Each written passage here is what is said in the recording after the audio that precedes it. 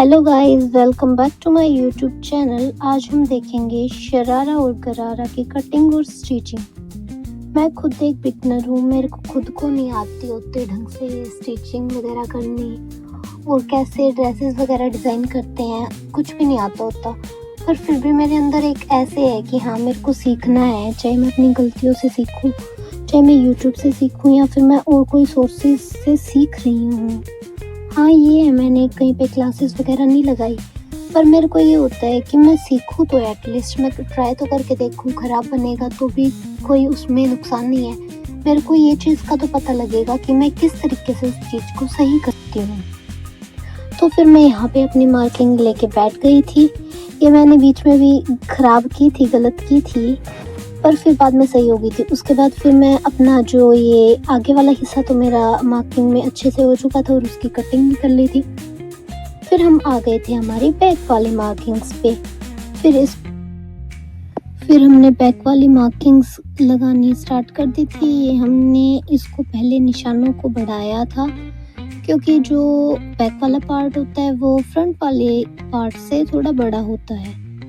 फिर मैं इसको शेप वगैरह दे रही थी। उसके बाद मैंने थोड़ा सा इसको अंदर वाली साइड आधा इंच किया था, ताकि ये जो हमारा प्लाजो वाला पार्ट होता है ये उठा ना रहे और ज़्यादा ये मतलब एक प्रॉपर फिटिंग के साथ आए, ऐसे ना हो कि मतलब ख़राब लग रहा है।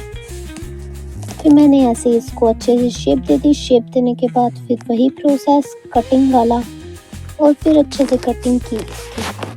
और मेरे को ना स्टिचिंग में सबसे बेस्ट पार्ट यार ये कटिंग और मार्किंग वगैरह लगती है, क्योंकि ज़्यादा टाइम भी कंज्यूम भी यही करती हैं और ये होने के बाद थोड़ा सा ये ऐसे भी हो जाता है कि हाँ, बिल्कुल परफेक्ट शेड में जा रही है हमारी चीज़ें।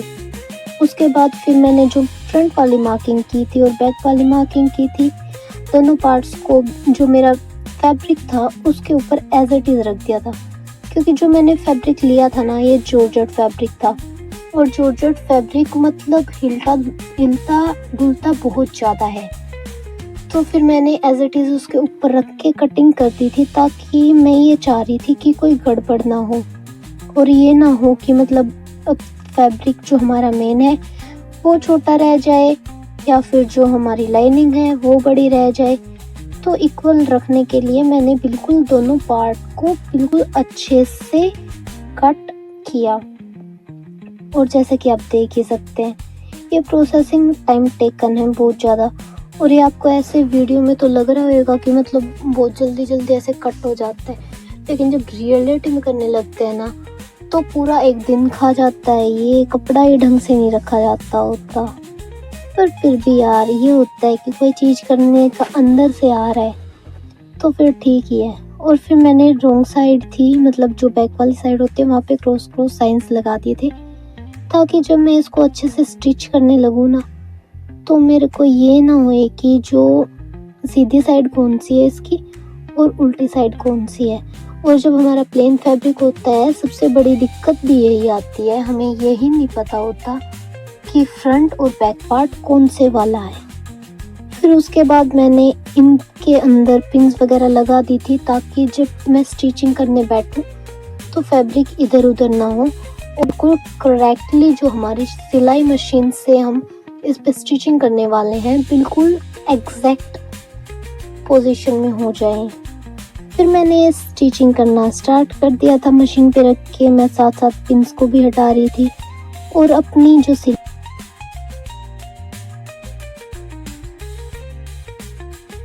फिर मेरी एक साइड से स्टिचिंग हो गई थी। फिर मैंने दूसरे पार्ट की भी सेम एज इट इज करके इसको ऊपर रख के फिर मैं इसके पिन अप करके फिर मैंने इसको लगानी स्टार्ट कर दी थी सिलाई।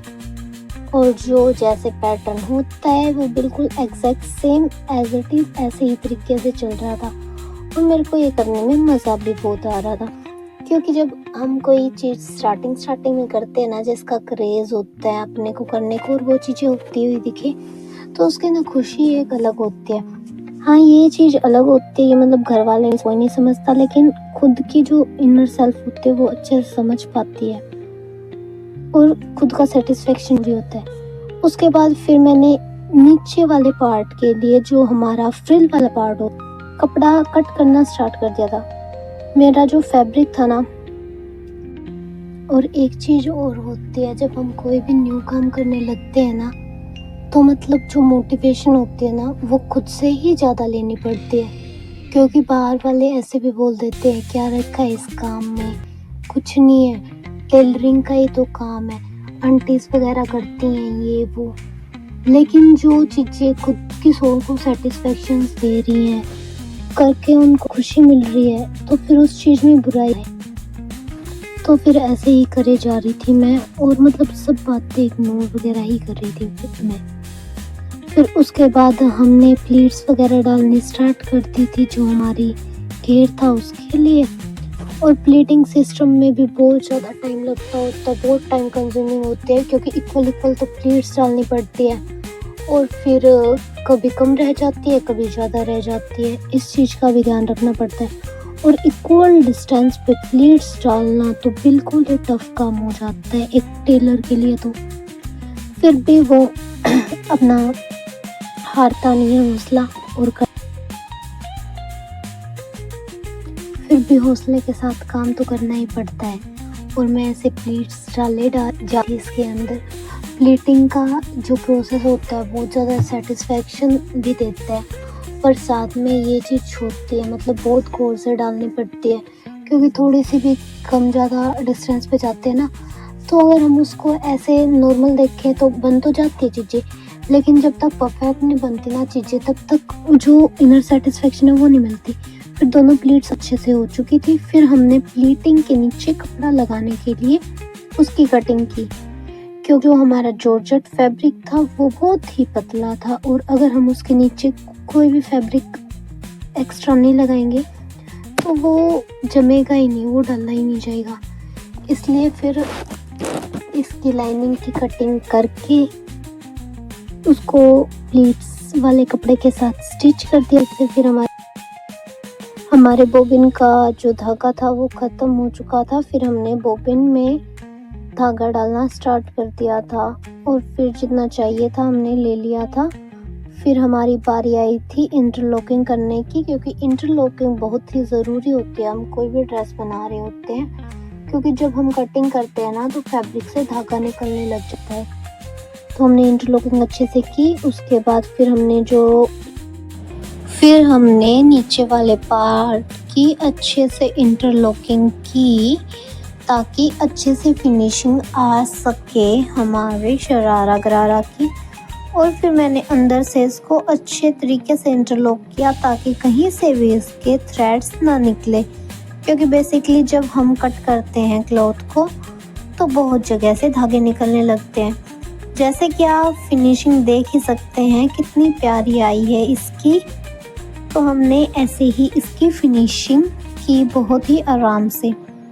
तो ऐसे ही वीडियोस देखने के लिए मेरे चैनल को लाइक करें, शेयर करें और सब्सक्राइब करें, और जुड़े रहिए चैनल के साथ। बहुत सारी आपको चीज़ें